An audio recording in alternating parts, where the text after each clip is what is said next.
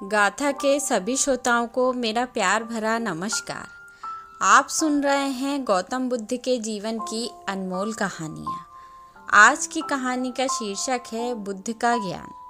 राजा के यहाँ बुद्ध का जन्म हुआ। पिता ने ज्योतिषियों को बुलाकर भविष्य पूछा। उन्होंने कहा, या तो यह सम्राट होगा और या तो यह साधु होगा। एक तरह से देखा जाए तो सच्चा सम्राट भीतर से साधु ही होता है। जब ज्योतिषियों की भविष्यवाणी राजा ने सुनी तो वे घबरा गए कि मेरा बेटा साधु हो जाए, ऐसा ठीक नहीं होगा। राजा ने पूछा, कोई उपाय बताएं, क्योंकि मैं चाहता हूँ कि राजा का पुत्र राजा ही बने। ज्योतिषियों ने कहा, इसका लालन पालन व पूरा जीवन बड़ी सावधानी में बिताना होगा। अर्थात आपका पुत्र सिद्धार्थ कभी किसी बूढ़े व्यक्ति को ना देखे, कभी किसी बीमार व्यक्ति को ना देखे और कभी किसी मरे हुए व्यक्ति को ना देखे। जब तक ऐसा होगा तब तक वे राजा ही बने रहेंगे। अगर ऐसा नहीं हुआ तो वे साधु बन जाएंगे। राजा शुद्धोधन ने अपने पुत्र सिद्धार्थ के लिए बढ़िया से बढ़िया बड़े बड़े महल, अच्छे से अच्छा भोजन, दास दासियां और खाने पीने के सामान आदि वस्तुओं के ढेर लगा दिए। पिता ने पुत्र को सुख सुविधाओं में इतना उलझा दिया कि उसे बाहर का संसार याद ही नहीं आया।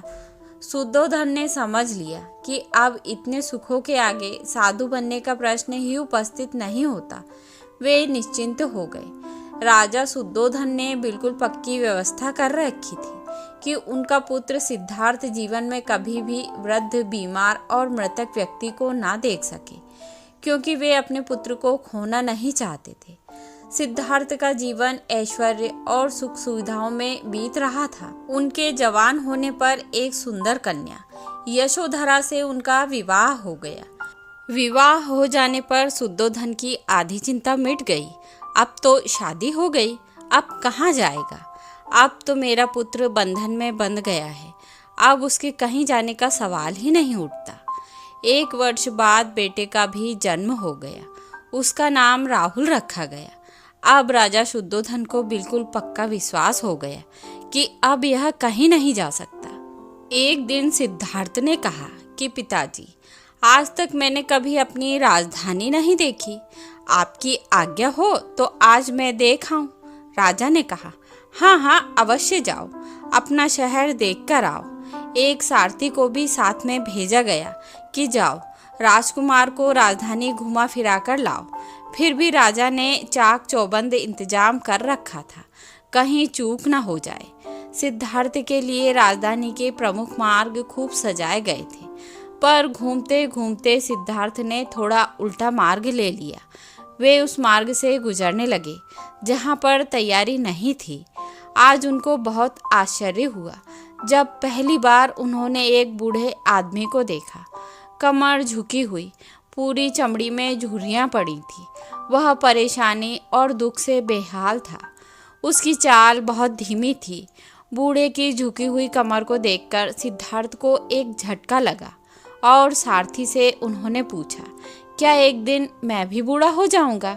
सारथी ने कहा, हाँ राजकुमार, हर व्यक्ति के जीवन में 3 अवस्थाएं आती हैं, बचपन, जवानी और बुढ़ापा। एक दिन तुम भी बुढ़ापे की अवस्था में जाओगे। हे राजकुमार, यह संसार का नियम है। चाहे गरीब हो या अमीर, सबका शरीर शिथिल अर्थात बूढ़ा होता है। राजकुमार सोच में पड़ गया। सारथी ने रथ को आगे बढ़ाया तो कुछ दूरी पर एक बीमार व्यक्ति मिला जो रोगों से घिरा हुआ था। उस पीड़ित व्यक्ति को देखकर राजकुमार का मन बहुत ही दुखी हुआ। राजकुमार ने पूछा, इसको क्या हुआ है? सारथी ने कहा, यह व्यक्ति बीमार है, इसलिए यह कराह रहा है।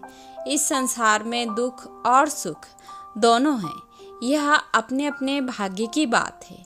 कोई दुखी है और कोई सुखी है। क्या मैं भी कभी बीमार हो सकता हूँ? सारथी ने कहा, आप यह विचार अभी छोड़ दें। समय बड़ा बलवान होता है। ये सारी बातें कर्मों पर निर्भर करती हैं। चाहे राजा हो या रंक, सुख दुख सब पर आते हैं। अगर शरीर में कोई रोग आना है तो वह आएगा। यह सब सुनकर राजकुमार सोच में पड़ गया। सारथी ने रथ को कुछ आगे बढ़ाया तो सामने से 4 कंधों के ऊपर एक अर्थी को जाते हुए देखा। राजकुमार ने ऐसा पहली बार देखा था।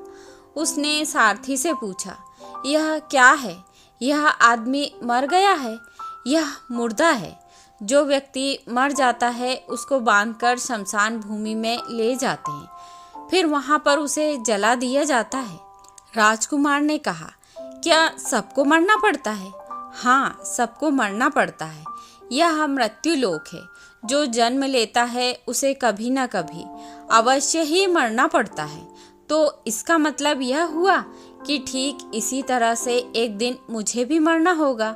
मेरी देह भी मुर्दा होगी और मुझको भी 4 कंधों पर उठाकर ले जाया जाएगा। मुझको भी ऐसे ही रस्सियों से बांधा जाएगा।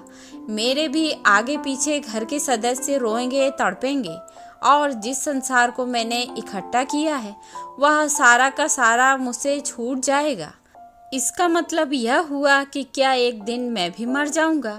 क्या एक दिन यशोधरा भी मर जाएगी? क्या एक दिन मेरा राहुल भी मर जाएगा? सारथी ने कहा, हाँ राजकुमार, एक दिन मैं भी मर जाऊंगा। आप भी मरेंगे, यशोधरा भी मरेंगी और राहुल भी मरेगा, क्योंकि यह सब मरने के लिए ही पैदा होते हैं। उस रात सिद्धार्थ सो न सके। सोचने लगे कि क्या संसार में इतना दुख है, रोग है, बुढ़ापा है और ऐसे में मैं खा पीकर कैसे जी सकता हूँ? नहीं नहीं, ऐसा मुझसे नहीं हो सकता। मुझे खोजना होगा उस तत्व को जो दुख, पीड़ा और शोक से रहित हो, जो भय, भ्रम और भूल से परे हो, जो अनंत आनंद से भरा हो, जिसे पाकर फिर और कुछ पाने की इच्छा ना हो। सिद्धार्थ वैराग्य के शिखर तक पहुंच चुके थे। बस उसी रात को उन्होंने घर छोड़ दिया। सारथी से कहा कि नगर की सीमा से दूर ले चलो। नगर के बाहर पहुंचकर सारथी को लौटा दिया। फिर कई दिनों तक वन में चलते गए। एक घने पीपल के वृक्ष के नीचे आसन लगाकर ध्यान में लीन हो गए। तो यह थी कहानी बुद्ध का ज्ञान। आशा करती हूँ आप सभी को पसंद आएगी।